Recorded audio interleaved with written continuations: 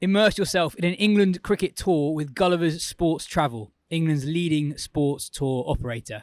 Join thrilling England cricket tours, experience the high stakes of a 3-test series in Pakistan or New Zealand this winter as England continue their unlikely bid for a World Test Championship final spot. For white ball fans, soak up the electric atmosphere in the West Indies or cricket-mad India.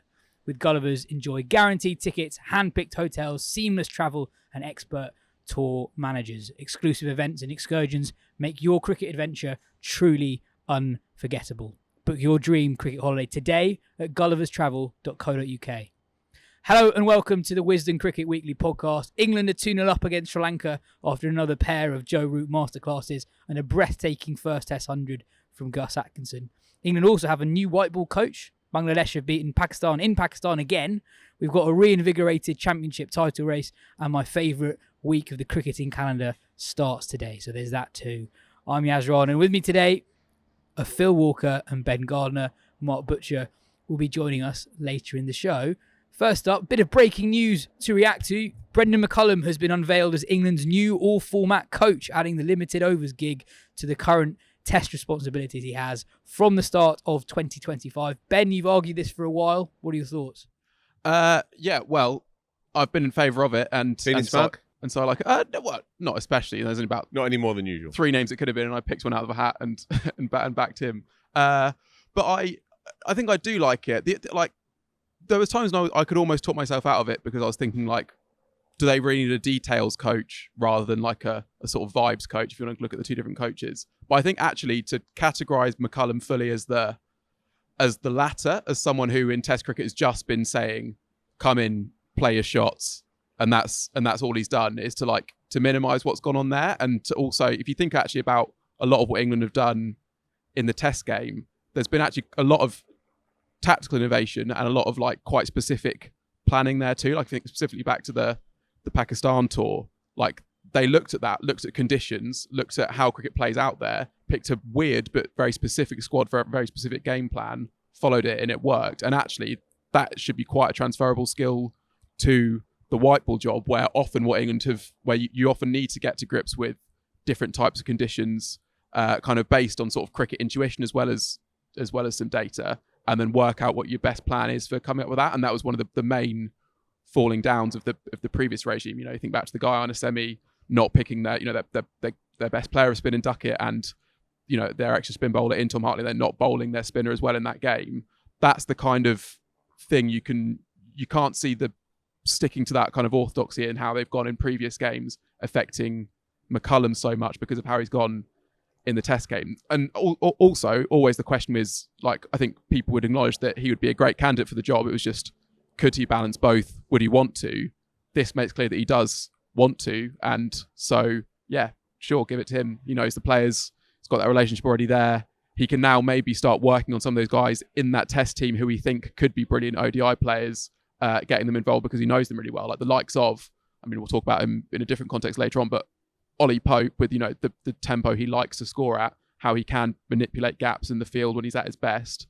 Zach Crawley, the way he can, you know, hit the ball at the top of the order. These are guys who you'd think should be playing a lot more ODI cricket than they have. Pope, not at all in his case. And partly that's just because, you know, what does a white ball coach who's not involved in the Test team at all have to go on when these guys that's almost all they're doing? Now you have a guy there who can be working on that too and hopefully helping to actually strengthen those links, which are almost more important than the links between the ODI and the T20I side at times. So yeah, I think it's a good move and an interesting one, and exactly in keeping with how Rob Key has done things so far, thinking like, well, you've done well in this job, so now you're doing this job, simple, sorted. And yeah, we'll make for that Champions Trophy to be an even more intriguing one to watch, and then continue from then on. So yeah, all for it. Well, the schedule becomes slightly less ridiculous from the start of 2025. From now until the end of this year, even, there are a couple of occasions where physically the two squads can't be in the same place because they've got two different responsibilities at the same time. And that was mentioned in the press release, which landed about half an hour ago from this show. And both Key and McCullum both mentioned that the schedule pressures ease a little from the start of 2025 when he will be in place. So he won't be taking it on before that. And he's extended his contract to the end of 2027. So essentially, it's all in now for the next 3.5 years. I'm interested to know what you think about it.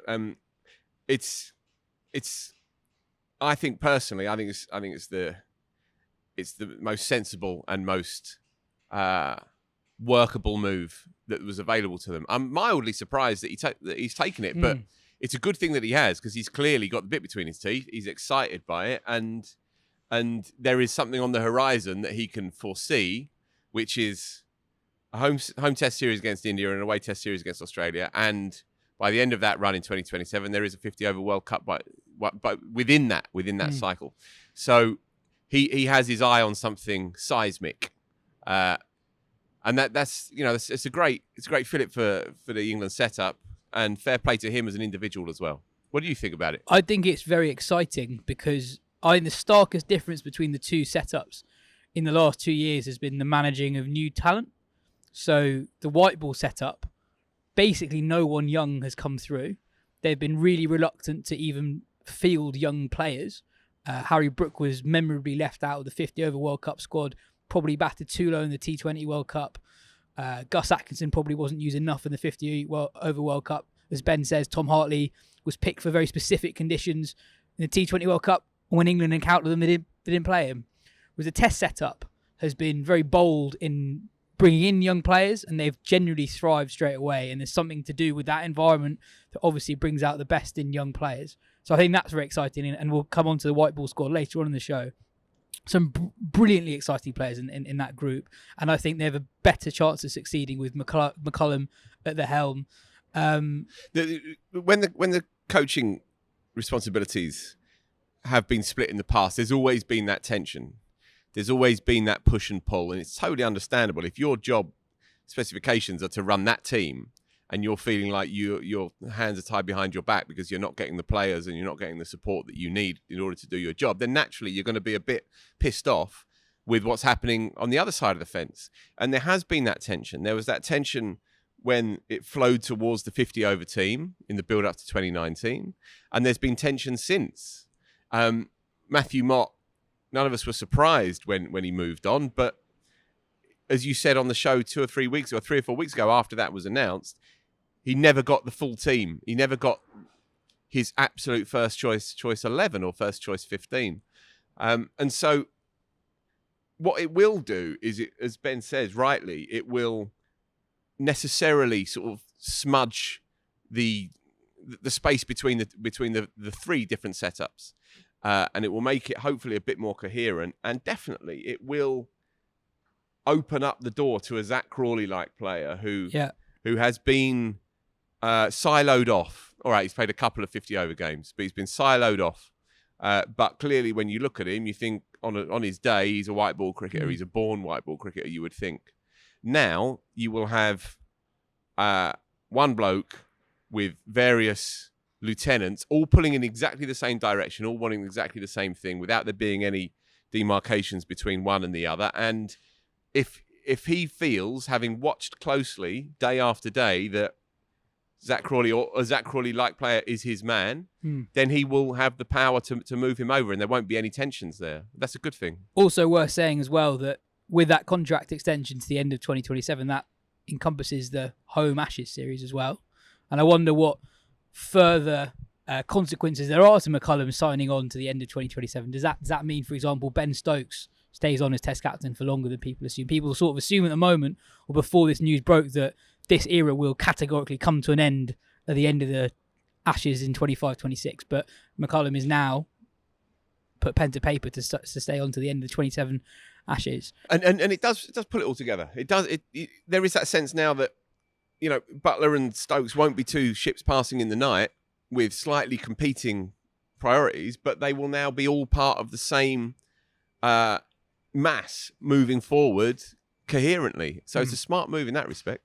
It's interesting that you mentioned the captaincy, and Phil mentions Buttler there. That I guess that's in a way that's the unknown from this, is what will that relationship between Jos Buttler staying on as captain and McCullum, the new white ball coach, be like? I mean, it's, you know, McCullum, they haven't worked together yet for England. Butler's stint in the Test side ending just before McCullum takes over. You might think in some ways, just if you just watch them bat, you'd think, okay, here are two kindred spirits. You know, you've got like two brilliantly attacking, dashing, white ball wicketkeeper batsmen, but you've also got, you know, these questions hanging around Buttler's captaincy, and they've clearly, Stokes and McCullum just clearly fit so perfectly together that, you know, they've spoken about, you know, basically took one phone call for them to realise that they're on exactly the same page, and that's exactly how it's going to work. So, you know, there might have been, you know, minor disagreements at times, I'm sure, over like certain tactical things, but they always knew that there was like a shared philosophy there and a shared kind of like agreement about how they were going to build this thing forwards into the future. We need to see if that's going to be the same case with McCullum and Buttler. McCullum's been slightly hands off at times with the Test side because he knows that Stokes can you can almost leave the on-field stuff to Stokes at times. That might not be the case so much with Buttler. Is he going to be comfortable being like a bit more hands-on, maybe giving a bit more advice, guidance, sort of taking control? That's the one question, I suppose, but that's just something to follow rather than, you know, a reason to suggest it's not going to work. It should be interesting to see how that plays out, I think. Yeah, just thinking about what kind of style of coach he's going to be and what kind of players he's going to prioritise and fancy. Just thinking back to when he was in charge of New Zealand as a skipper, and that was the prototype Bazball experiment, really, in that World Cup where they got so close to winning it in 2015. You know, when England fell over in a heap and they made 120, then they tried to knock it off in about 10 overs. So you're going to get a kind of ramped up, almost hysterical form of 50 over cricket, you imagine. But then perhaps he's a bit cuter than that, and perhaps it won't be. I don't know, but that's the assumption that you're gonna have to make here. But what I'm interested in is what kind of players England have persisted with who haven't kicked on in 50 over cricket in particular. And any come to mind? Yeah, one or two. Yeah, and whether this new start with a person of sort of unimpeachable authority now, because of what he's done over here, but what he did before he took over the reins with England. That's what I'm interested in. Whenever there's a new coach or skipper coming in, you want to know where their talent, their eye for talent is properly directed.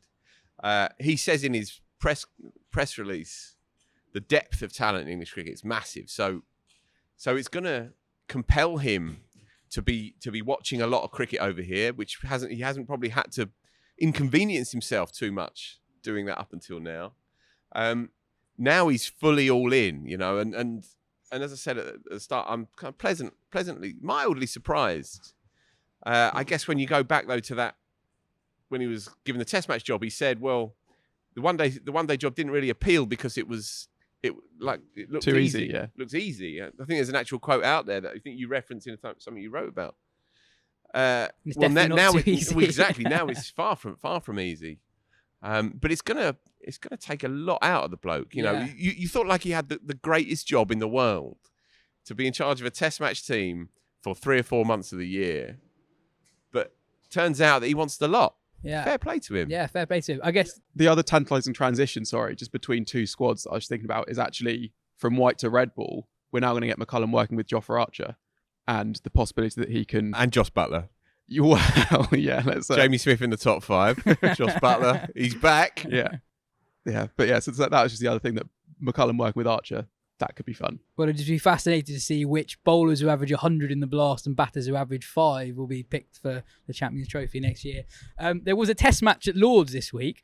Phil, we were early riders on the Gus Atkinson wagon wheel, but did you ever think he was capable of smoking a Chancellor's run of 100 at a Test match at Lords? Perhaps not with that style, but I thought he would be a useful number 9. He made a 90 odd, might have been a 70 odd. I know his highest score before this, I think, was 91, but he made certainly a 70 odd from number 10, I think, in Surrey's order, and he just kept peppering deep mid wicket with beautiful pick-up shots off his pads, albeit they were 500 and plenty or whatever. So perhaps it didn't get noticed, but I caught it at the time and thought, all right, he can play. And when I interviewed him 6 weeks or so ago, he said, well, I was always a batter. I was a batter, and I ran in and bowled a bit of medium pace, and then figured, I might be able to bowl a bit quicker. So I started running in a bit quicker in that kind of uncomplicated way that he talks. I didn't expect it to look that good. And that's what really stands out, because every number 8, number 9 can have a day out. Yeah. I mean, even Jimmy made an 81 in a Trent Bridge Test match, but it rarely looks as good as that. And the key difference between him, say, and a Wokes, who also obviously has Test 100, is that when you try and bounce Gus Atkinson, he just climbs into it. Whereas when you bounce Chris Wokes, he doesn't. Chris Wokes is an old-fashioned front foot player, and he's as good as any number 7, 8 in world cricket when the ball is in his half. But when it's not, that's problematic. It'd be problematic if he does go on the Australia tour, because they'll just bomb him mercilessly. It looks like Atkinson has a game, and he also has that extra bit of height as well, which helps. He has the game to deal with the short ball. So that combined with a natural ball striking talent and a couple of shots really do stick in the mind, not only on day one when he chanced his arm a little bit, but on the following morning, it was beautiful. He hit a shot on 103. I know the shot you're thinking of. That was pulled through mid-wicket. Off the front foot. Off the front foot. And I was like, oof. Yeah. Interesting. Right. I thought genuinely quite interesting because... we talked about it a few weeks ago about Chris Wokes' summer as being problematic, is that he balances the side, and Atkinson has given us a tantalising prospect of him being the 8. I don't think it's a one-off. I still think it's too early. He's played so little professional cricket.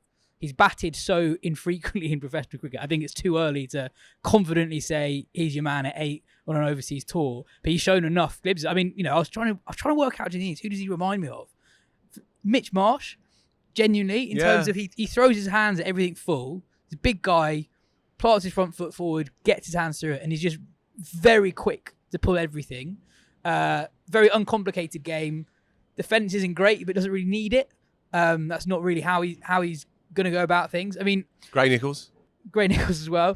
I mean, another middle finger to county championship averages as well. Atkinson naturally only averages 6.71 from 8 innings in the championship this summer, and gave a great quote at the end of play on day 2, where he said, "I haven't really scored many runs for Surrey at all, but I know how good a player I can be. Right. And I feel I've got so much natural ability with the bat," which is sort of out of keeping with everything else he said this summer. It is and it isn't, though, because he doesn't seem like he's saying anything. If you actually, he's like the opposite of Owen Morgan.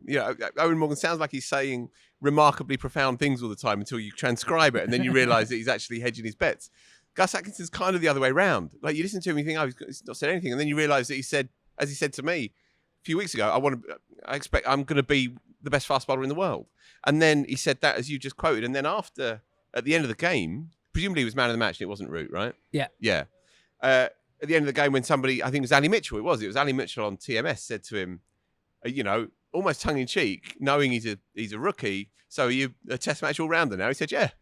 I am, actually. Yeah. And that was that. Fine, okay. So that's where we're at. Look, I can't be more impressed with this team, I have to say, right? Sure, the opposition this summer it's been low-key. You don't want to be condescending, but that wasn't much of a contest at Lord's. You rightly, astutely said, perhaps after the first test, perhaps that was Sri Lanka's mini moment in this series. We've still got the Oval to play, of course. Nonetheless, Atkinson and Smith changes so much of the complexion of this team, I think. And while we can talk around, the longevity of the top 3, I know there was a question relating to that. There's always discussion points. Of course there is, always, in any test side. But the addition of those 2 kids from Surrey has changed the look of this team quite considerably, I think. And they look like a shit-hot cricket team, irrespective of who they're playing. I tell you what, whoever they'd have come up against this summer, they'd have given them a serious game. And if they can keep the nucleus of this team together, then it'd be fascinating to see how they're going to go next year. Yeah, so I think they've improved in certain ways this summer in terms of, you're right to say, Smith and Atkinson have changed the complexion of the side. I think they have a much better balance to their attack than they've had recently, especially at home. I have to say, I like Bashir as well. Yeah, I think that's an upgrade on Leach. I think pound for pound across all conditions, first innings and second, I think he's a slight upgrade on Leach as well. I think the one thing I'd say is that the questions that hung over the England batting lineup against Australia and against India about can they be ruthless enough, I think they still apply. I think I look at quite a lot of players in that lineup, and I think you're leaving a lot of runs out there. Ben Duckett, for example, looks really good, gets off to these really good starts. He averages 34 this year. He's been in much better nick than a guy averaging 34. We talked about Pope a lot last week. I think, Brooks got 100 in his last 19 innings. That is something that will improve, I'm sure. But I think that is important for him to take the next step. At the end of the day, Root has had 2 amazing test matches. He's literally scored 245 runs in this test. I think that is masking the fact that England as a batting unit still probably need to take a little bit more ownership, that individuals get the job done themselves rather than let Joe do all the work. I hear that. I would say about Brook, my feeling is that the bigger the occasion, the better the player, or the more impactful the player. I think he's so good that somewhere in the back of his mind, he will be aware that it's not been do or die for him this summer. And sure, you wanted him to score more runs. Okay, he's made his maiden home Test 100 this summer. He's looked in great form, and he's not scored necessarily the big runs that his form and his touch should lead to. But I think context is important with him. I think he's going to become immensely powerful as a Test match player, and I think he will, in the end, slow down a little and inhabit the Root role in due course. I mean, he's only, 25? Yes, I mean, he's still got 3 years until he's meant to be approaching a kind of a peak, really. And I think if the pressure was on, as it wasn't at Lords in the second innings, where he plays effortlessly for 30-odd, as he had done in the first innings, and then he picks out deep mid-wicket. I just don't think he picks out deep mid-wicket if the pressure is really on, if it hinges on him at that moment. And maybe I'm being a bit too generous, but I just think a player that good, with that level of cricketing smarts as well, and he does, right? And he will be an England captain, if not a multi-format, then certainly a single format before too long. A player with that kind of cricketing smarts, that kind of temperament for the big occasion, doesn't make that kind of mistake if the game is on the line. People will come back and argue that there's evidence to suggest otherwise, for sure. But if you take back to last summer, the most pressured innings that he was under was the 4th innings at Leeds, when you're staring down the barrel of 3-0. And he was faultless. And for the second half of that summer, he was brilliant.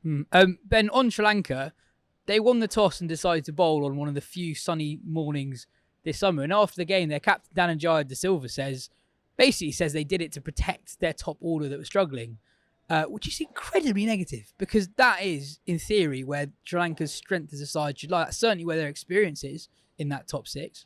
Yeah, and the batters have just been a bit disappointing. Obviously, they clicked a little bit in that second innings when the game was long gone at Lords. But yeah, this feels like there's been a few just little unforced errors, as much as they probably have, I think in this game, if you had laid out this set of scores before the series, people were saying yeah, that kind of sounds about right. And then in the first game, obviously maybe overperformed what people had expected. But when you look within that at some of the decisions that they've made and some of the shots in that first innings in particular, I think it was Chanamo who picked out square leg, someone who picks out leg gully, I think. To kind of do your bowlers a favour here. And then also, even things like Madushka, the wicketkeeper, opening the batting, having just kept for 8 hours. And you're you have another opener in the side, and Pathan Sanku, who's coming in at number 3. Just open with him. And another keeping option. And the best player in the world at number 7. They refuse to move. As well. And, Ian Bell's their batting coach. They're we're probably going to think about moving him up soon, but not yet. And it's you get this guy in a partnership, and he'll, because he's also, it's not just that he's a brilliantly informed number 7. He doesn't really bat like a number 7. He just bats like a normal batter. He's just their best player. Yeah, exactly. So just get him up there and let him, construct innings and bat with other people around him. So, and then also having won the toss and chosen to bowl, they're actually in a decent position. Yeah, England 210 for 6. Yeah, and then kind of it just felt like they were a bit unlucky, right? As well. Yeah. Another day the Root LB does get given, and then DRS confirms it as it was. It went the other way. I think he was on 10. Now, okay, Brook, same thing happened. DRS is increasingly hard to completely justify in the form that it's in, but that's perhaps another conversation. Another day, they'd have got rid of Joe early and then they'd have been right in the game. Nonetheless, I agree with you that it was a limp and timid way to begin the game. You know, you won 2 tosses in a row now. Back yourself a little bit more. But that would be throwing shade on Dhananjaya, and he's the coolest cricketer in the world. I love how happy he is. He's great. They're always smiling. They're a really fun team. They are. It's a shame that you can see.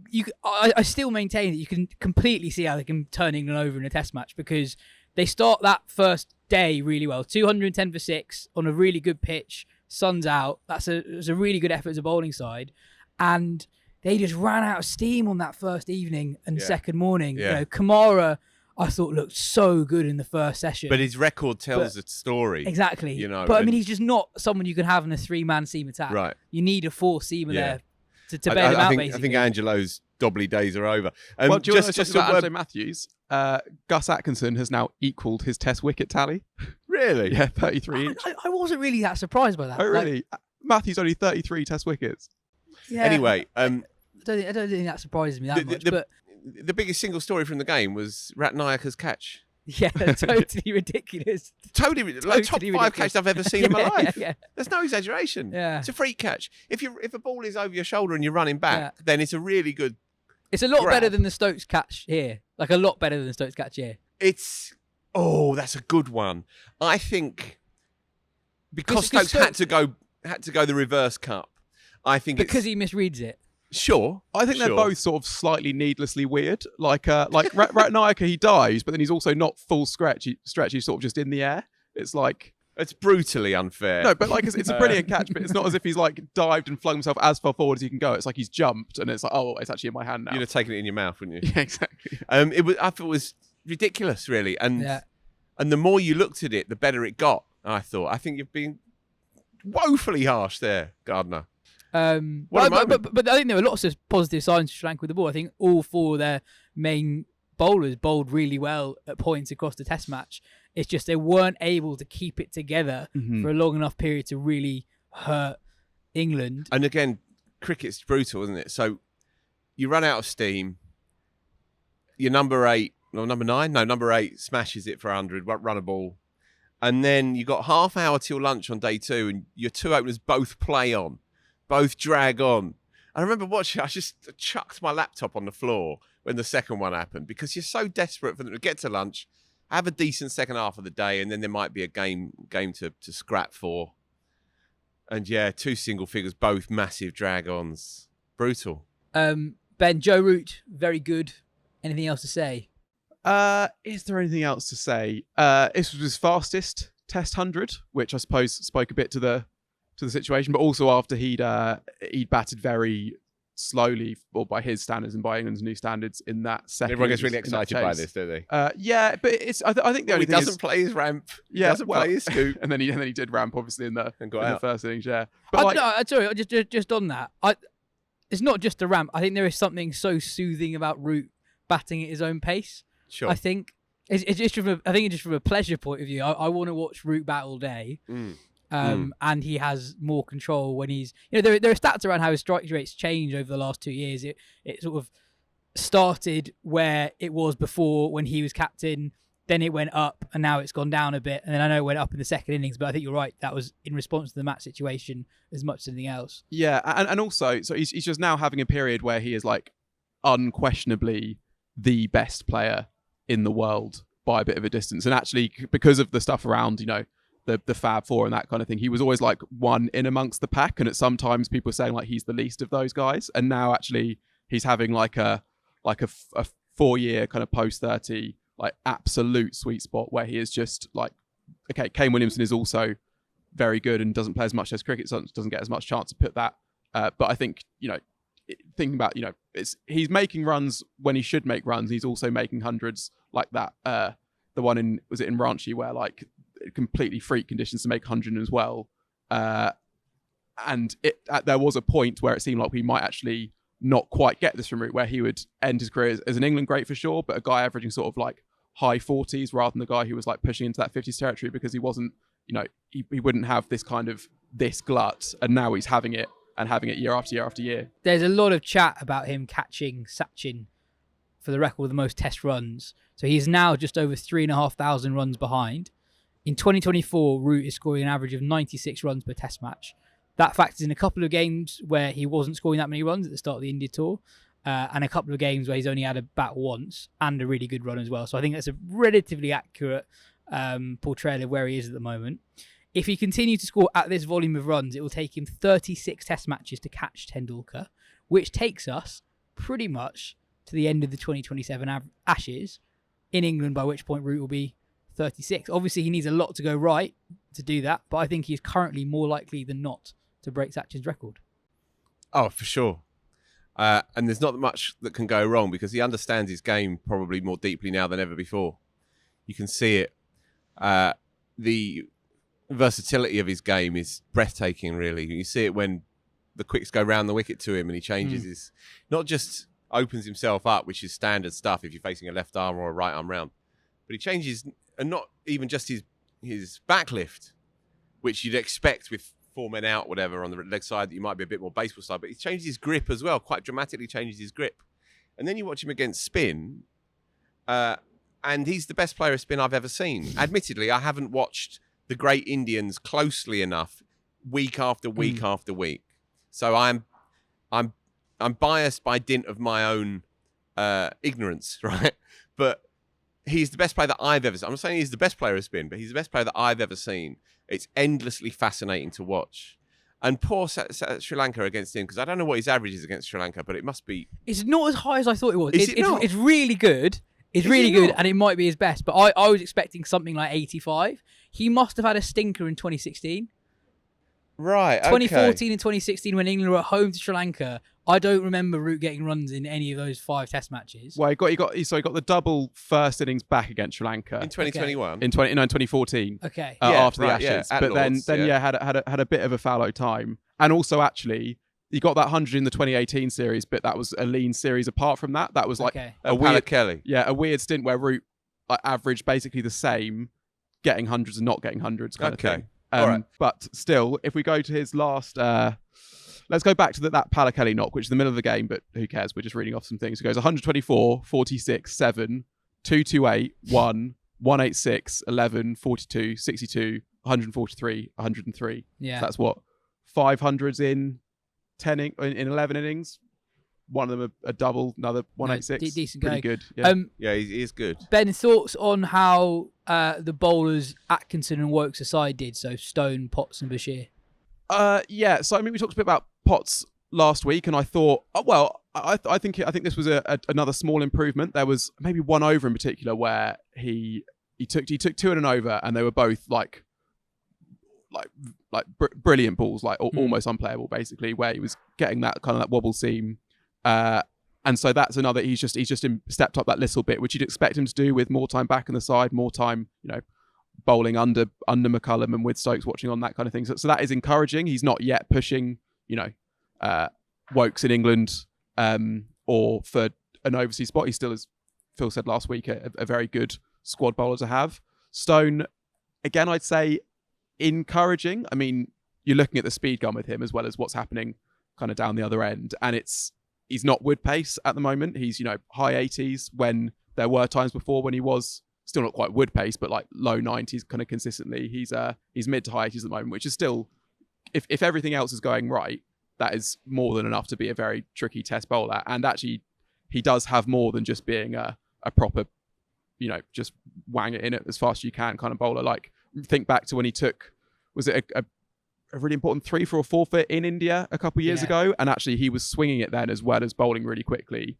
And England will also think, okay, his first game back in the side, he's not that long back from injury. He's the kind of guy that when he's back fit, we want to get him involved, and he's still kind of at that 85, 86, hovering around that consistently. They'll think, well, we can push that up to 89 by next year's Ashes, and then all of a sudden you've got a really serious prospect there. So I think both encouraging, though I don't think, the likes of Mark Wood or Chris Wokes or whoever else will be fearing for their spots just yet, I think.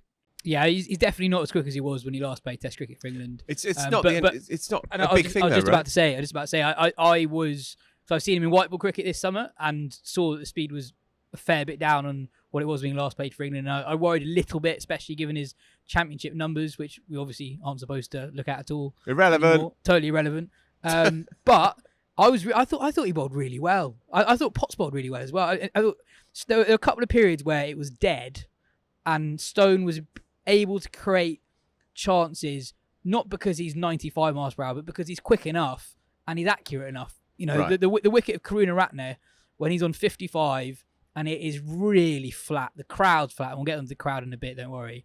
I thought that was just a really good bit of test match bowling. Yeah. And you know, you're getting a good player out who's set when nothing's going on. Right. And he's capable of doing that without bowling 93, which I think is important. Yeah. Again, if the benchmark is you know who, then Cummins will bend his back and touch 88, 89 on a real quick one. But Hazelwood is 85 on average. Bumrah is not express quick. Mohammed Shami is not express quick. So these kinds of bowlers, who are the best seamers in the world, they don't rely on this obsession with extreme pace. You need it as a point of difference. If all of your attack is in that bracket, as in early 80s to mid to late 80s, then it's problematic. And if they're all right, I'm over, then it's problematic. But those bowlers can be effective on their own terms without a shadow of a doubt. So I don't think we need to get too hung up on that kind of stuff. The question is, are you too slow to bother good players, even when you bamboozle them with a good delivery? Do they have enough time to react? Do they have enough time to change their shot in the moment?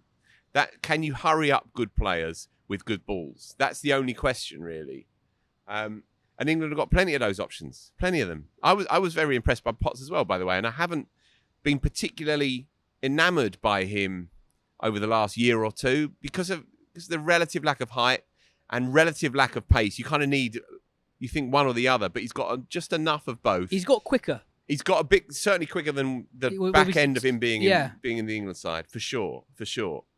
And do you remember when we spoke to Jennings at the start of the year? He's got a big heart as well. We spoke to Jennings at the start of the year about that Lions tour where Potts was brilliant. Yeah. And Jennings said that Potts really impressed because of his fitness, basically. He could bowl long spells and that's in why intense heat at a quick enough pace. And I think we started to see that, Lords, where we perhaps didn't see that. That's why Stokes got him in the first place, because he played a game with him at Durham. He thought, okay, you got the stamina, you got the physical minerals to be sustained across a full test match series. So he's a very useful squad player. Another tough test for Pope with the bat. Couple of failures and injudicious pull shot in the first innings early on and caught on the offside boundary in the second. But I thought he actually captained pretty well. Reviews aside, I thought he managed conditions when it was pretty flat well. There were 2 wickets caught off quicks behind square on the leg side, which is not a mode of dismissal you see it regularly in Test cricket. And he was quite quick to go to that plan. Yeah, I think so. And also, especially with the captaincy, he's in kind of an impossible position because any failures will be his alone and any successes will be kind of attributed to Ben Stokes. Basically, people saying like, is he just, kind of captaining by default from the balcony behind his shades? But I think he did that. And actually, I think there was stuff to credit in that first test as well, to be honest.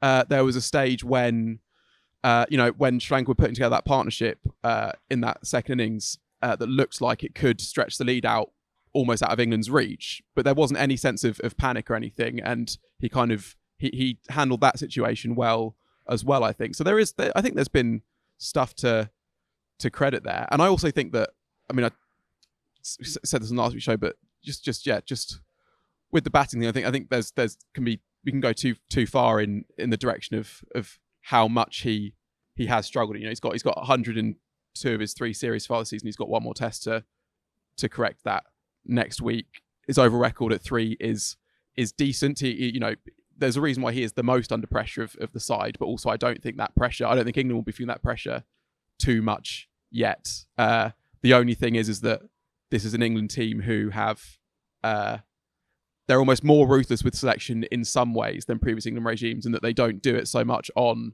does a player deserve to be dropped? Have you kind of played your way out of the side? They will just look at the pool of players available and say, are you our best option. That's what happened. We talk about Leach. Leach was a pet project for 2 years, and they found someone better. It was like, right, you're in now. Not that Leach had done much that deserved to be left out. They just took that decision. Similar with Ben Folkes at the start of the last Ashes. Obviously slightly different circumstances, but still there was a guy who'd done okay, but they were like, no, this is our best team.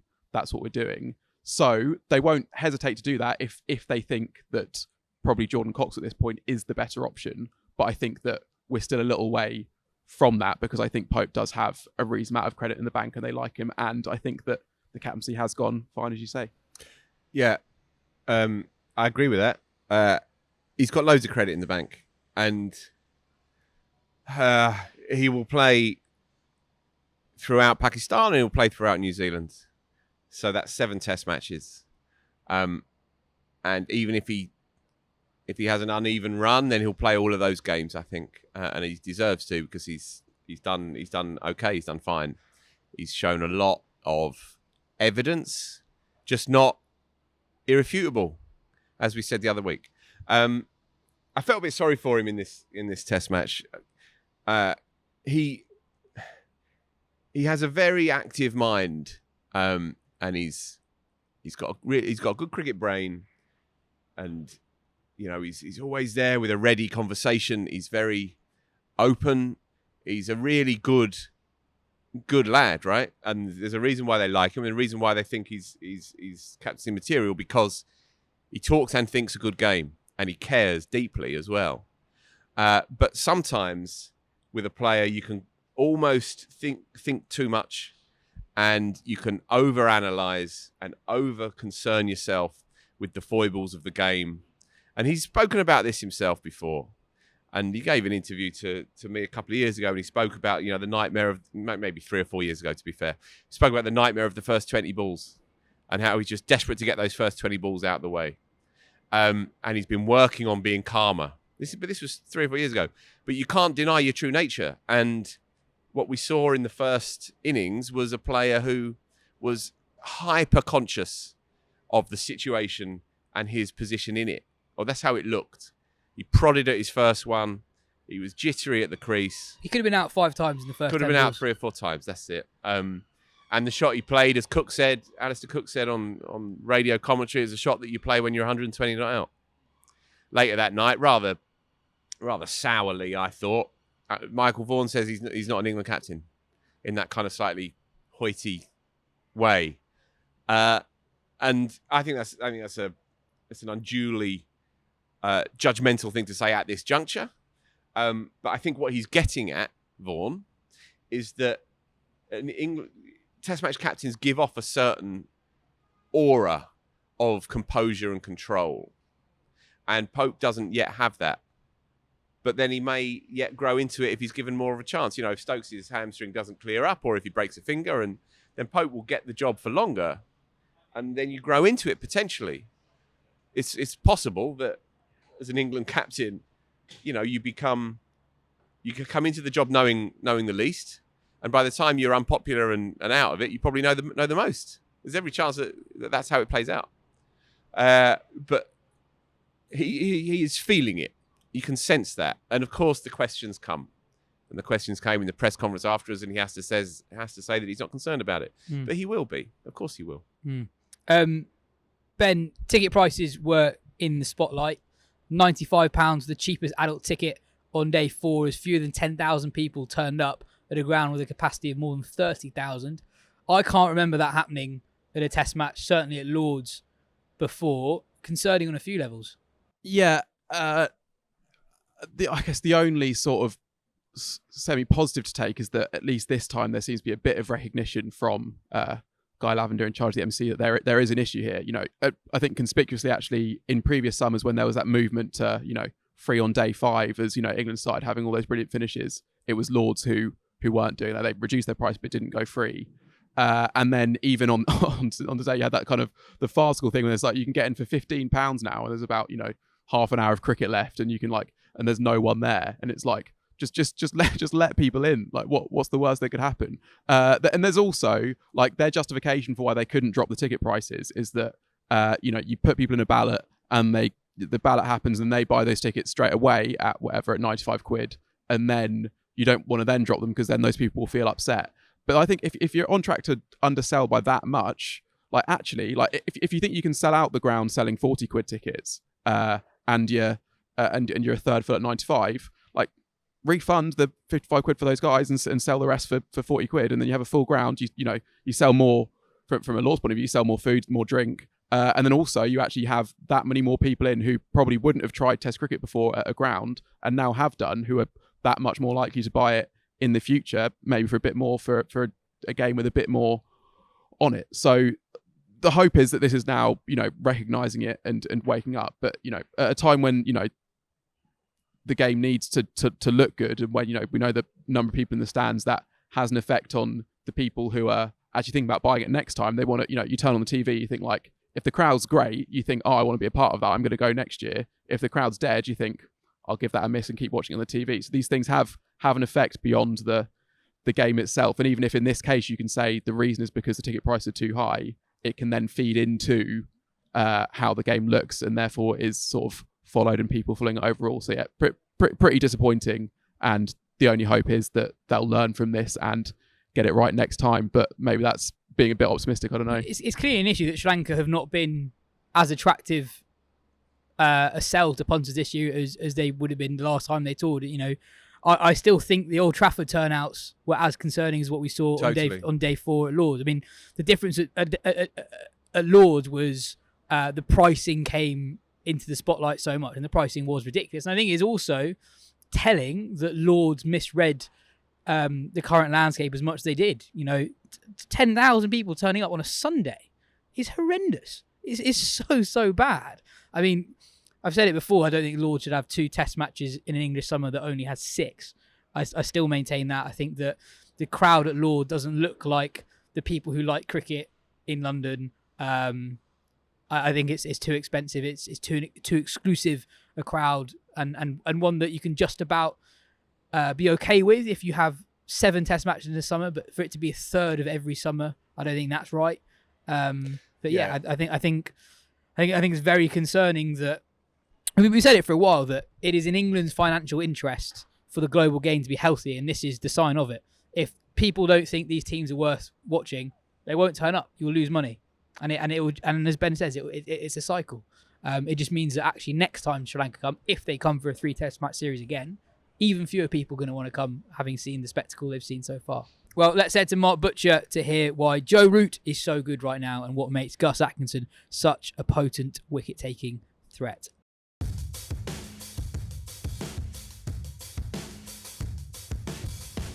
But Joe Root has been good for a really long time now. But in this test match and in this series, he's been particularly good. He was totally sublime, with the exception of trying to ramp one on 143. Why is he so good at the moment? I don't know. It's a convergence of a lot of things, I think.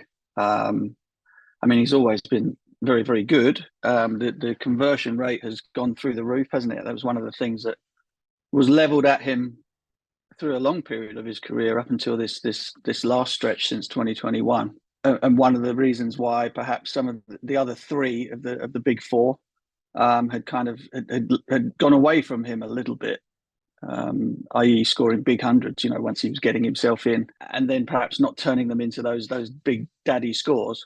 But that seems to all have changed really since around about the 2021 series, where he went nuts in Sri Lanka on those 2 turning pitches in Gaul, and then of course the huge 100 in Chennai, which incidentally I think changed the face of sort of Indian cricket, because from that moment on, Indian pitches at home had been very difficult for batters, and then him then losing the captaincy or stepping down from the captaincy, and then enjoying a sort of a second lease of life under Ben Stokes, being the senior batter in the side, and maturity as well. There comes a period of time as a batter that older batters who are still physically capable of doing the job have a sort of a much higher mental capacity, I think, for just going out there and making runs. It's something that happened to somebody like Graham Gooch, I suppose, if you're looking at sort of other English players, whereby you're less concerned about whatever the pressures of test match cricket might be, and you're able to just go out there and play. And for him at the moment, it looks as though every time he gets himself in, that there's 100 on the cards, whereas in the past you were never quite as sure that was going to be the case. He's always been a fabulous player, but now he's just sort of converting all of that great talent into tangible runs. And if he continues the way that he's going, he will break Sachin's record. But, and there's a huge but in all of that, I make the comparison with somebody like Tiger Woods, who, looked as though he was completely invincible. The majors record of Jack Nicklaus was going to get blown out of the water. And then, life happened, or, injuries happened, and all of those other types of things. So it's still a long, long way away. But you'd have to say that if all things go the way that they have been going, i.e. fitness and sort of that mental capacity, just the hunger to keep going, then he'll break the record for sure. But there's a lot of ifs, isn't it? It's a long, long way down the track, and anything can happen at any time of a sports person's career. That sort of makes what looks like it's inevitable become less so. Moving on to Gus Atkinson, obviously a ridiculous test match with the bat, but I wanted to pick your brains on his bowling and why it's so effective. In this test match, his bowling average speed was down to around about 83.5 miles per hour. That's not express pace, it's still pretty sharp. Why is he so effective? Across 5 test matches now, he picks up a wicket on average every 26 balls. He averages 18. He basically picks up a wicket every spell he bowls in. Why is it that he takes so many wickets? I don't know, really. I guess there are lots of things to like about what he does. I think he's a much better sort of line bowler than people would give him credit for. Sorry, what do you mean by line bowler? Well, I mean, he's able to hold a very tight sort of test match line, so he's not reliant on the ball moving lavishly one way or the other. And if you're able to do that from relatively tight into the stumps at a decent pace, you're always going to be troubling good batters. It's just the basics of line and length, really. And then you add to that his ability, when the rhythm's good, or when the conditions allow, to be able to crank it up a little bit and get up to 90 miles an hour, which gives him the ability to knock over tail enders. I mean, when you're talking about getting bags of 5 and above, very rare are those always top order players, and if you have the ability to then be able to come in and mop up at the end, your 3-fers turn into 5s and 6s, which is something that he's done very, very, very well since he's come into the team. You're going to take big bags. And that I guess is which separates him from, say, the brilliance of Jimmy Anderson towards the back end of his career. But you wouldn't say that Jimmy was the man that was going to come in and knock over 9-10 at Jack for you.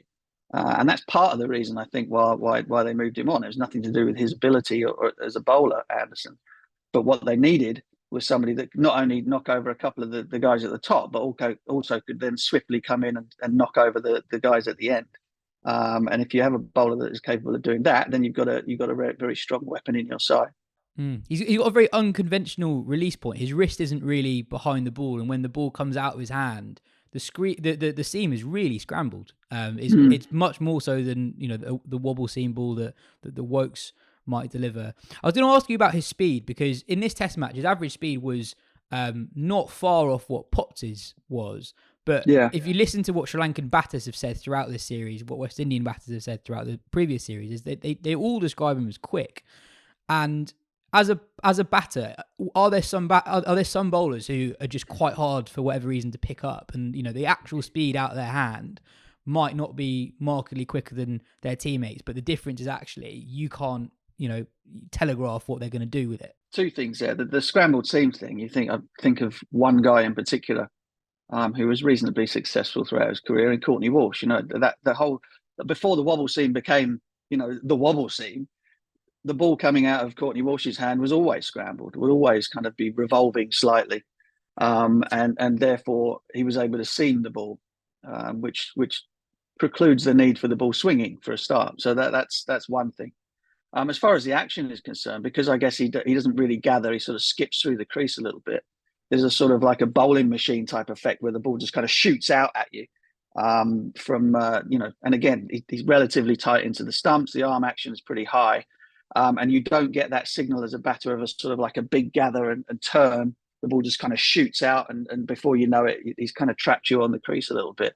So I would imagine, without having faced him, but watching him operate, that is what catches batters out. There's not a sort of like a definitive effort of setting himself and then the ball coming out. He sort of just runs through the crease. It's all pretty smooth. There's no discernible sort of big heave in the action in terms of getting the ball down there, and that can be a little bit, a little bit disconcerting for batters in terms of setting yourself for what's coming out.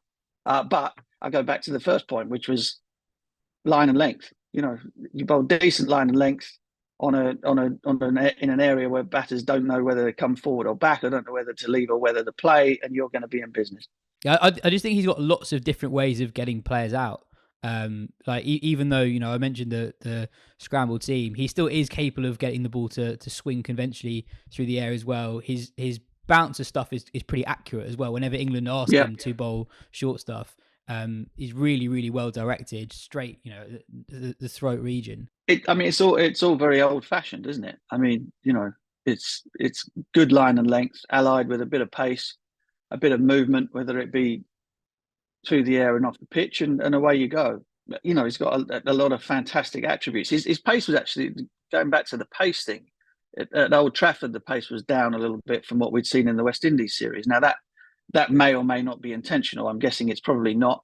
The end of his first foray into Test match cricket, the body kind of takes and the mind as well takes on quite a lot of fatigue through the course of that. Regardless of how many overs a bowler's bowling, and so him being up at 90 miles an hour all the time is probably very unlikely. But he does have the ability to do that. I don't know. There are certain bowlers, and this is part of the reason why England have been very keen to look beyond sort of first class numbers. Is that in Test match cricket, there are certain types of bowler who are genuinely going to be more successful across all types of conditions, and they will rely on accuracy. Yes, they rely on having a little bit of something different, i.e. the action, and also that little bit of extra pace and zip, which catches good batters out on good flat pitches.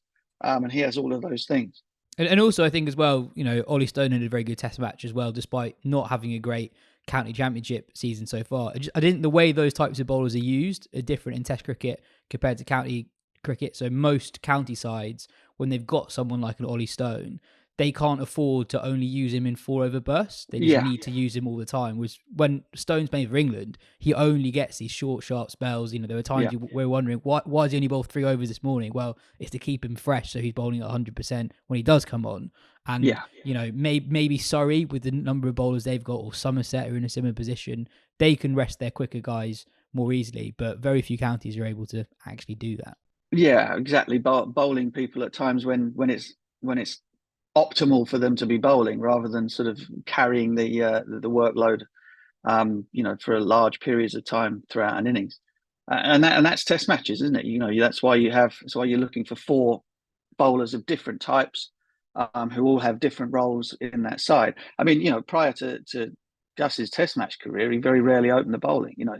So he's not like you're talking about somebody who takes the new ball for a living up until that point, but given his attributes, the new ball is absolutely crucial to sort of how the extra zip off the pitch, the speed that the new ball carries that the older ball does not, and all of those things have combined to make him incredibly successful over the first part of his career. So it's been an incredible start. The batting was just outrageous, really, wasn't it? It's kind of not what you're expecting. And of course now everyone's saying, oh well, we found the all rounder, we've got sort of like the number 8 and all those types of things. Well, yeah, potentially.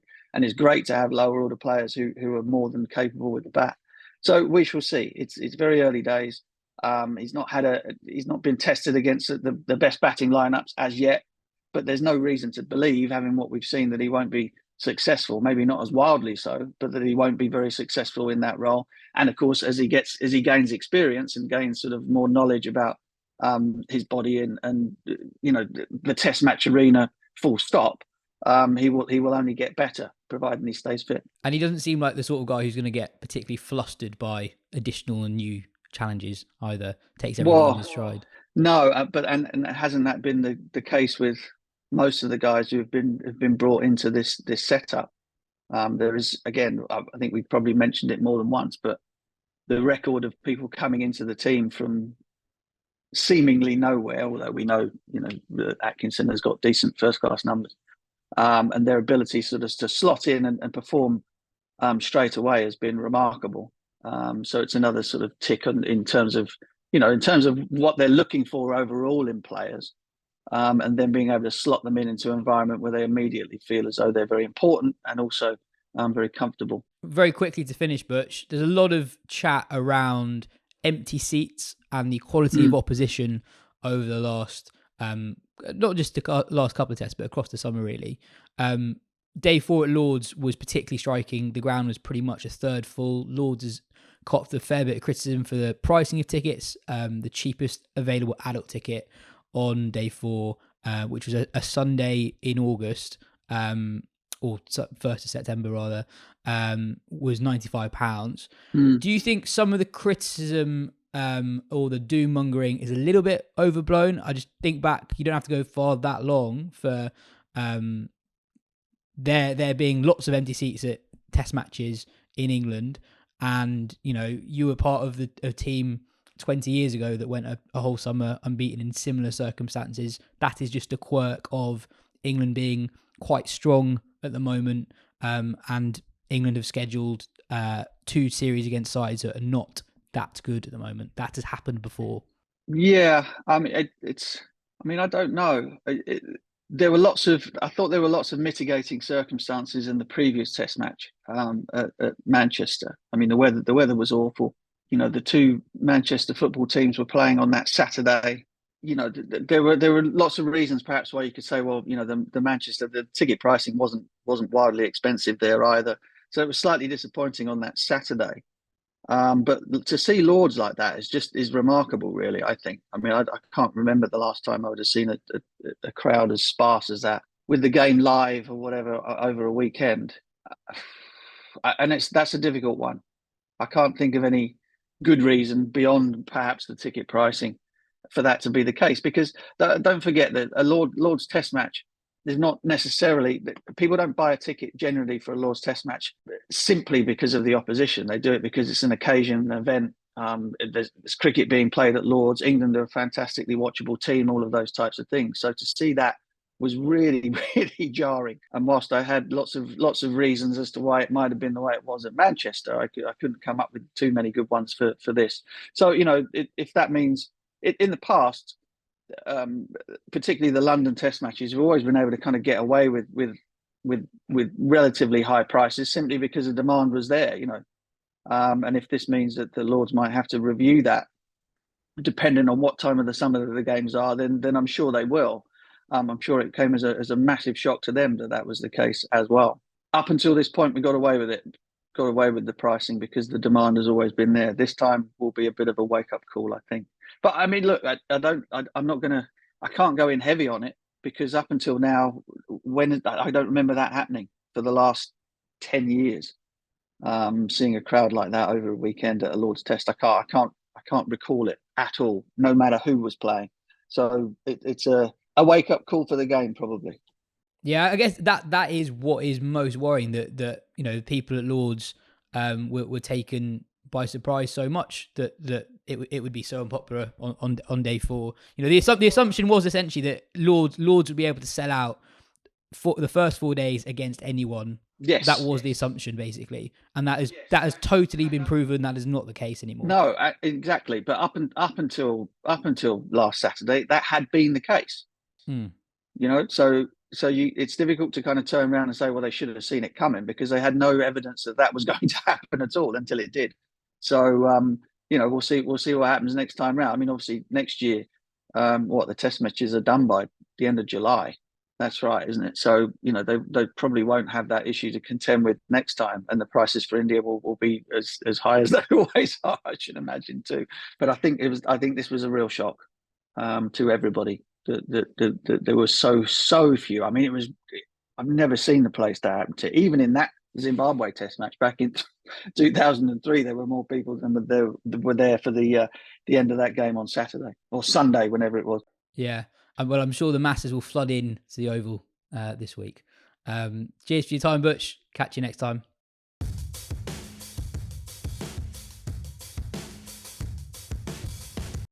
Beat the ballot and secure a premium experience of the England-India Test Series in 2025 with Seat Unique, a game changer for fans to enjoy the ultimate match day. Seat Unique has premium tickets and hospitality packages offering official access for all days at Headingley, Edgbaston, Lords, Emirates, Old Trafford and the Kia Oval. You'll elevate your experience in the best seats in the house and enjoy luxury perks such as complimentary foods, drinks, afternoon tea and guest speakers from the world of cricket included in your ticket. Buy yours online now at seatunique.com.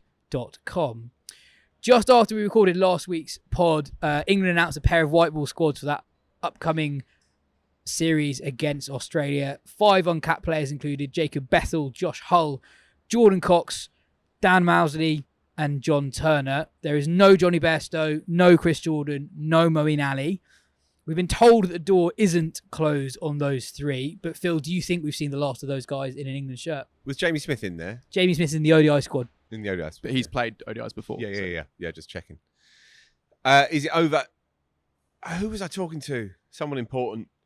And we both talked about Bairstow and found it hard to see a way that he plays another international game of cricket. And the game moves on quick. It's already a stronger test match side for Jamie Smith keeping wicket number 7. And there's any number of agile, hungry top 4 hitters who can demand that place in the white ball setup.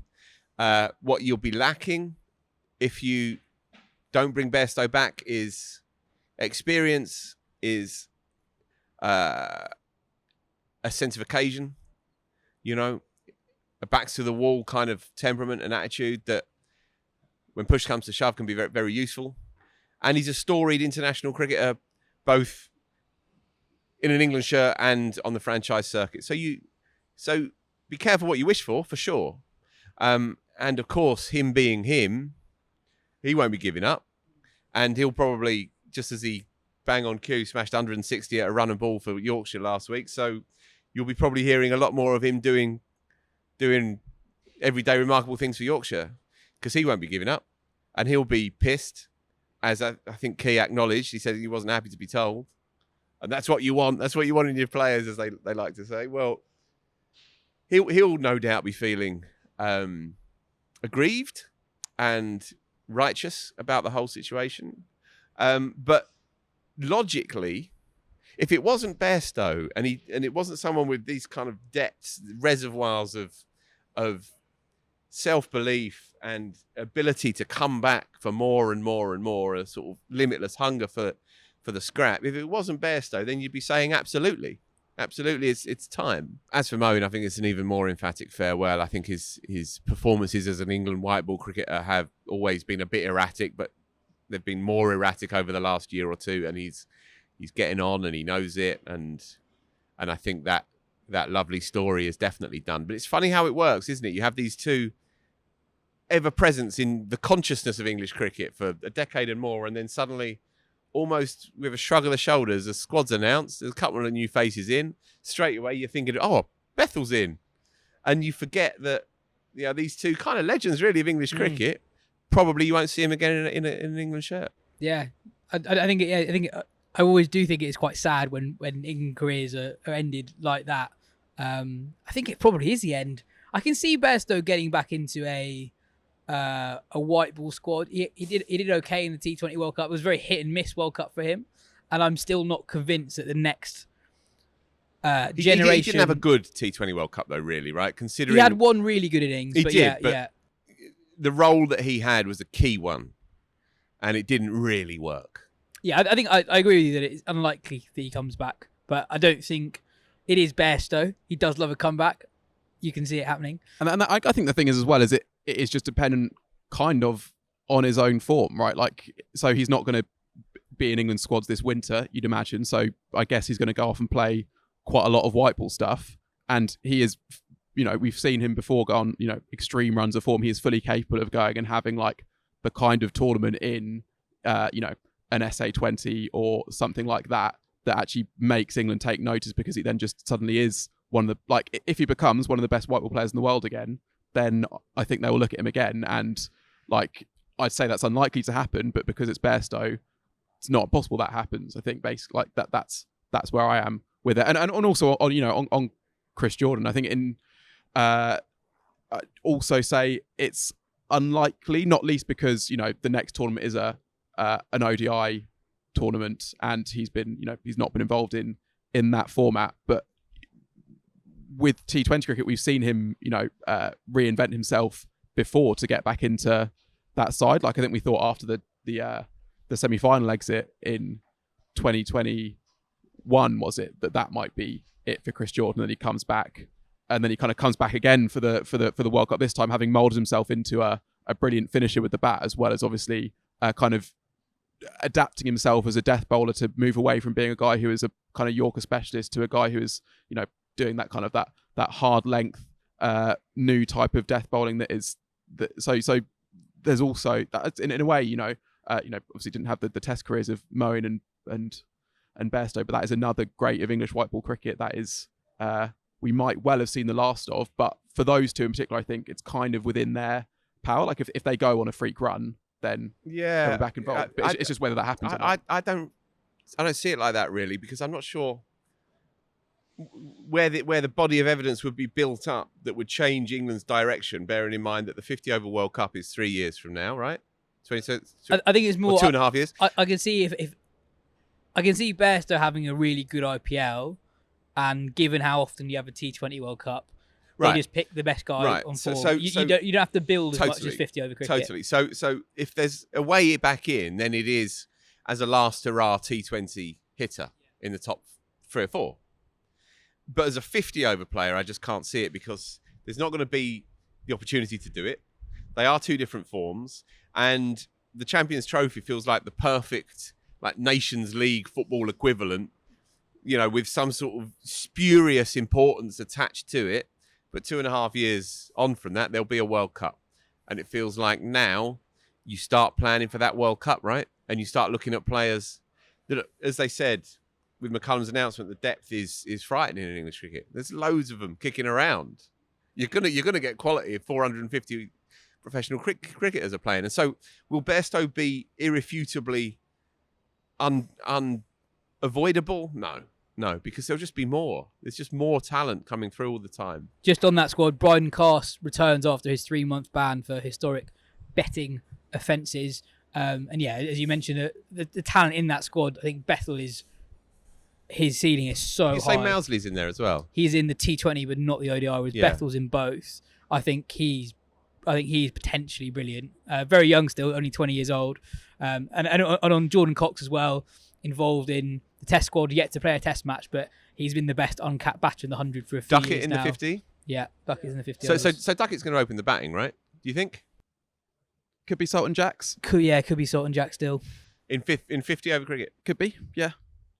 I reckon Duckett's well in their thinking. And why wouldn't he be, right? He's a remarkable boundary hitter.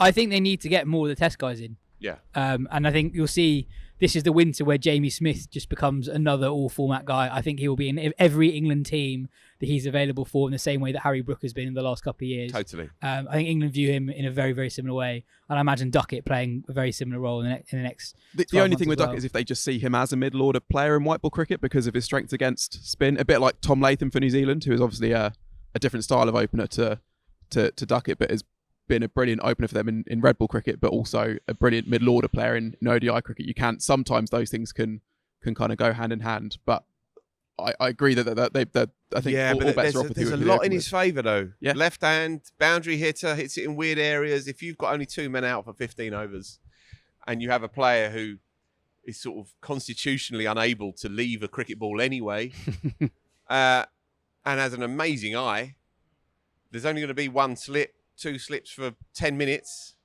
He's going to open the batting for England in 50 over cricket. I'm pretty sure of it. And it would be silly for me to throw in 2 20 over hitters. Perhaps have one of them, but you have to also have a player who can get 150 on his day. And Duckett is good enough to be that player. And it has actually a really good 50 over record outside of international cricket. He's someone who's old enough to have played loads of it before they stop playing it for players of his level. Yeah, and has opened a lot against the white ball in 20 over cricket as well. Yeah. Mahmood back in 2 and his spell into the T20I squad, and that spell was the moment of the 100. And when we're talking about England fast bowling options, he's kind of, because he's just had 2.5 years of injury hell since he made that brilliant Test debut in the West Indies. That one bright spot from that, but now he's back in and hopefully injury free, and the sky's the limit because he's brilliant. So I'm up for the 50 overs, by the way. Now I think about it. Yeah. Route 3. He's not in this squad. They rested him from this Forget squad. that then. In the fullness of time. Yeah. Route at 3, Brook at 4, Smith at 5. Yeah. Butler at 6. That's lovely. Bethel at 7. Bethel at 7. Ben, there was a historic win, another historic win for Bangladesh. They've beaten Pakistan 2-0 in Pakistan. Very different conditions to what they encountered in the first test. Incredibly gloomy. Seamers were always in the game. And at one point, Bangladesh were 26 for 6 in their first innings. An amazing win. Can I just say, this should have opened the show. That's all. Bangladesh have gone to Pakistan and won 2-0. This should have opened the show.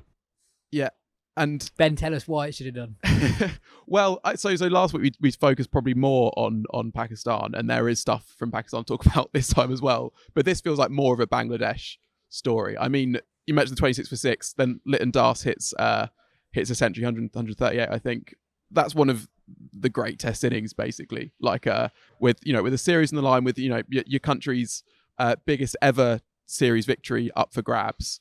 And then it's all kind of, you've done well with the ball to nip them out for 280, and all of a sudden it's kind of collapsing in a heap. To then come out and do that, it's remarkable. And then, so that's probably the one side of this. Well, there's probably three main things to pick up from Bangladesh point of view. There's that.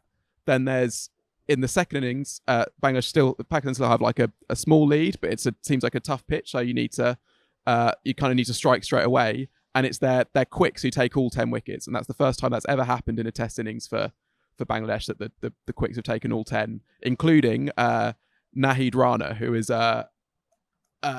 he's raw, but he is already arguably the quickest bowler that Bangladesh have ever produced. He's sort of touching 150 kph, can't bat at all, which is what you want from your proper express quick, and then also kind of quietly Bangladesh do that more than anyone else. Was it Eberdot? Was it Eberdot who averaged less than brilliant. 1 after a good 10, 15 Test matches? Yeah, who is another up there as a growing, actually, sort of stable of quicks they're building. And then the kind of guy bubbling under he was player of the series, but this game was just the crucial supporting hand, both with bat and ball, is Mahedi Hassan Miraz, who obviously, will remember having that amazing Test debut against England a long time ago, now in 2016, and is now possibly ready to take over from Shakib as that kind of all-rounder to balance the side. He takes 4 wickets in the first innings, I think, then hits 70 in partnership with Lytton Das to partner them to that total. And then the chase was kind of enthralling. Everyone sort of making between 15 and 40, as it kind of, you wondered, were Pakistan in the game or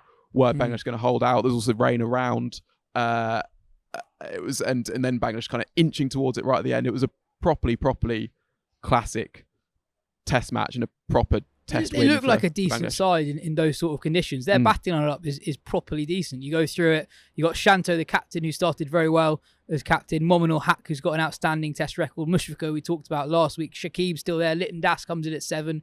Mahedi at 8. I just want to pick out Zakir Hassan, the left-handed opener, because they're chasing 185. I think a lot of people thought that Pakistan would still win given conditions. It was so dark, like comically dark.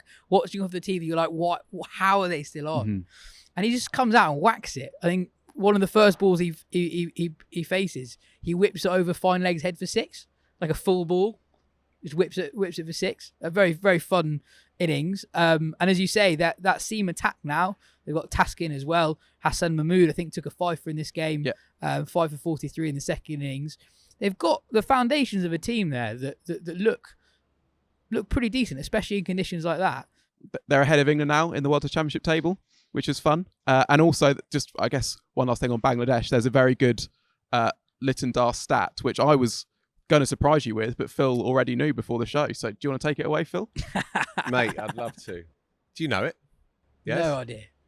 Lytton Das, Bangladesh, is the only batter in Test match history Why are you laughing? Because you can see how much I'm striving I just to think get the words out. I just think there's a 10 to 15% chance here you just make I'm up just gonna get it wrong. You just make something up Little really Dash on his confidently. day, mate. He's amazing to watch. That's the stat.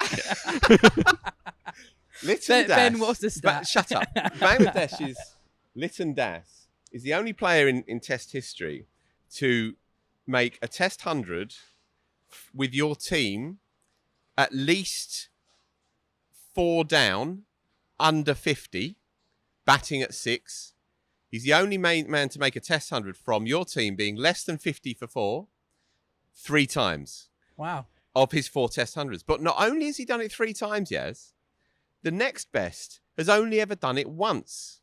So even when he'd done it twice, he was already a record breaker. And now, stone the Crows, he's done it 3 times. Ben, am I wrong? No, you're not wrong. That is, yeah. Oh, well, yeah, from 6 and 7, as this one was. 6 and 7. But yeah, and then so this was 26 for 6. And also the other stat, I suppose, is that only twice before in Test history has a team been 26 for 6 or worse in the first innings and won the game. One was in the 1800s.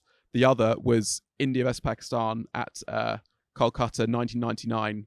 Moeen Khan hit 70 to drag them up to 180 odd. Shoaib takes 2 and 2, maybe one of the most famous 2 and 2s in Test history, possibly. Saeed Anwar carries a bat for 188, and then Pakistan win that game. So, and this, this game in Bangladesh cricket history will hold as, even if not more famous a place than that win. And also, Mahedi, player of the series, after the game, then comes out and sort of dedicates his award to the victims of the violence in the protests back in Bangladesh, the anti-discriminatory protests. And so you think about what this must mean for the people back home who will be following it on internet that's getting cut off at times, getting put back on. And then even there's so many stories, like even like the coach, because there's a new guy who's in charge of the BCB, and said before the series started, yeah, we need a better coach than this guy. And I'm not even really paraphrasing there. He says, yeah, we're going to see who we can find who's better.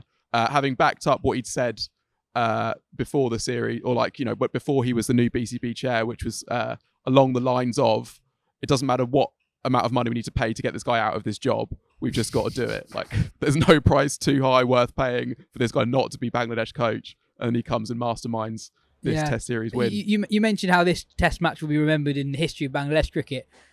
You fear about where it places in the history of Pakistan cricket. I know Pakistan have had low ebbs in the past, but this feels like the lowest, doesn't it? Just months after they lose to America in a World Cup, a very disappointing 12 months anyway, now losing 2-0 at home to Bangladesh. Babar is completely out of nick. No Shaheen or Naseem Shah in this Test match for different reasons. I mean, why were they not there? Why was Naseem not playing? So, I mean, but both these things, it's not entirely clear. And again, a bit like with last week's defeat, which started a few days out, also this one does. So before the game, Pakistan name a 12 and Shaheen's not in it. And everyone's like, okay, what's going on?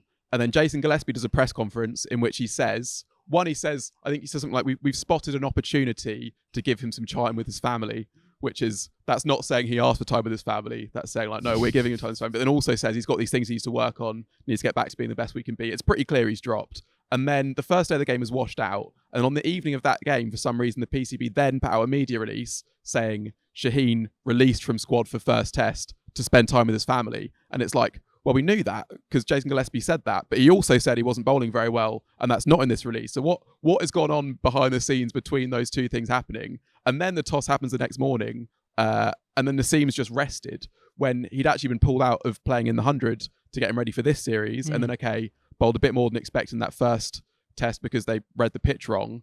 But still, this is your premier fast bowler, and you've already left out your other premier fast bowler, and now you're choosing to rest him, I guess, so he can be fit against England, but also kind of who knows what's going on. Wouldn't be surprising if Naseem has dropped himself in solidarity with Shaheen, or if they've just taken a call and got it wrong. But yeah, put pretty money chaotic. on Pakistan winning at least 2-1 against England, maybe even 3-0. It does feel though that it's just a bit of a mess. Yeah. The caliber of seamers they've got behind Naseem and Shaheen, whatever you think of what's going on there, way down on what Pakistan cricket is used to producing. And I know they produce a lot of quick guys in the PSL, but not many of them look like guys who are realistic Test prospects in the near future.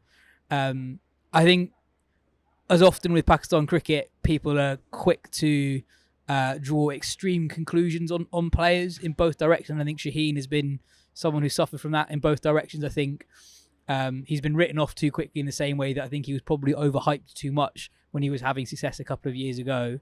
But from a Pakistan point of view, I look at their list of seamers and really do worry. Yeah. Well, but also it's weird because the ones who looked good for a time, or we know, like Harris Rao, for example, they seem like they've just like basically moved him away from Test cricket. Hassan Ali at times was a very good Test bowler, was a very good white bowler, faded away a little bit. Mohammed Abbas still takes piles of wickets every week in the county championship. Do you want another stat? They just choose not to pick him. Yeah, I'd love another stat actually. Go on. No Pakistan fast bowler has played 50 tests since Walker and Yas. Really? He was the last fast bowler to play 50 test matches for Pakistan. Which tells you the story. There's just been no spearhead at all, and they hoped that it would be Shaheen, but the red ball doesn't seem to work for him, and he seems quite a mercurial bowler anyway. And Naseem was the other chosen boy, and that's not seemed to happen either. So the curse of the Pakistani pace spearhead has been very much the case since basically the end of the 20 years era. 20 years, yeah. I mean, what I'd say about Naseem is I think Naseem is just like properly amazing. Right, no, he is. But he's just not actually played that much Test cricket recently. He is. Because of fitness issues. Sean Tate worked with him. He said he was the best young fast bowler he'd ever seen. And I agree. Also, Pepsi agree as well, because he is the face of their coverage in Pakistan. He is their golden boy. And I also think that Pakistan shouldn't get that much criticism for being careful with him, because he has played so little Test cricket recently, and I think that I think you compare the two situations with Shaheen. Shaheen, there is a murkiness around what has happened there. With Naseem, I don't think there should be too much criticism for looking after a guy who's been injured a lot. Mm-hmm. But I guess if you think about resting him, maybe keep your other really experienced fast bowler, or your other guys play a lot of international cricket at least around the side, rather than going into a must-win test with a pretty green attack, I suppose. But yeah, there's a very funny moment in the Test match when Abrar Ahmed was carded in to come at, I want to say 10. And Pakistan are 143 for 6, and then lose 2 wickets in 2 balls. Poor old Abrar is just not padded up at all, and Bangladesh not afraid to use every mode of dismissal at their disposal. Shakib has famously appealed for a timeout before. Abrar runs onto the pitch, basically unpadded, with his helmet not on properly, gloves not on, awkwardly holding his bat in his arms, cradling it in his arms. He drops his gloves as he run on, doesn't he? It must be thinking at that point, like, no, gotta get there. And you can actually hear on the stump mic as well, the Bangladesh fielders teasing Shakib, saying like, "You're going to appeal for timed out." It's one of my recurring cricket dreams, that not being ready, running on, not having the kit, often being naked. My cricket dreams are following a pattern now. I never ever play cricket in them. I'm always on the cusp of playing cricket, and something happens, something gets in the way. Well, I suppose that's because you don't play cricket very much anymore. Perhaps, mate. Perhaps. But I'm not on the Yas chair here. I don't need to be psychoanalyzed. I'm just telling you that's my latest version of cricket dreams. That I'm never playing it anymore. Just on the edges. The county championship title race is back on. Somerset are within 24 points of Surrey with 3 rounds to go, and the defending champions have to go to Taunton in the next round of games. This round just gone, and the one to come are both Kookaburra rounds, so the ball typically goes softer earlier and swings for less time than the Duke's ball does. Surrey don't particularly like it. Their head coach, Gareth Batty, questioned the integrity of the competition, comparing it to having a couple of rounds of the Premier League being played without the offside rule. Somerset, by the way, great idea. Somerset, I think, will be overwhelming favourites for that game, given how they turned over Durham at Taunton in the last round. Jack Leach took 12 wickets in the game. Archie Vaughan, the 18-year-old son of Michael, on first-class debut, bowled well as well with his off-spin. So if Somerset win that game, it's pretty much level going into the final 2, and Surrey have Durham at home, Essex away. Essex pretty much out of the title race now after losing at home to Worcestershire, who won their 3rd game on the trot to give them a pretty healthy gap between themselves and the drop zone. By the way, brilliant story, Worcester. Brilliant story. They had much of their first team ransacked in the close season by richer clubs. Fine, that happens. Joe Leach said, if we finish 1 point above the relegation zone, then it will be a great achievement. They may yet, don't get me wrong, but they are now equal level with Essex in the middle of the table. Basically, there's a couple of points that separates them. And as you say, they won 3 on the spin. And that game against Essex, huge performance by them, because they were 10 for 4 on the first morning, and then something like 30 for 5, I think. Somehow managed to get up to a half decent first inning score, and then put the brakes on against an Essex side that was still only chasing, I think, 170 or 80 in the final innings, and they bowled them out, and won the game by 30 odd. Brilliant by Worcester. I'm speaking to Ashley Giles in a couple of days actually about it, and him and his coaching staff, Alan Richardson there, they've done an amazing job. If they do stay up, that'll be the story of the year. The story of the Red Bull year, without a doubt. 100%. There were 2 amazing moments in the space of an over from Brett D'Oliveira at City Mid-On. I don't know if you saw this. Yeah, I did, so yeah. Jordan Cox on strike nails an on-drive that D'Oliveira drops, but onto the stumps and runs out the guy at the non-strikers end. I think Robin Das. Then 2 balls later, Cox, not having learnt his lesson, nails another one, and D'Oliveira takes a screamer. And that sort of changed. Well, that was the moment, because Das was playing nicely. Exactly. Das was on 35 odd or something. Yeah. Elsewhere in Division 1, Surrey drew against Nottinghamshire. Freddie McCann. That's not the main story. Okay. Farhan Ahmed, Sure. the 16-year-old brother of Rahan, became the youngest bowler in the history of the County Championship to take 10 wickets in a game. But also Freddie McCann. No, you're right. I had a brain fade there.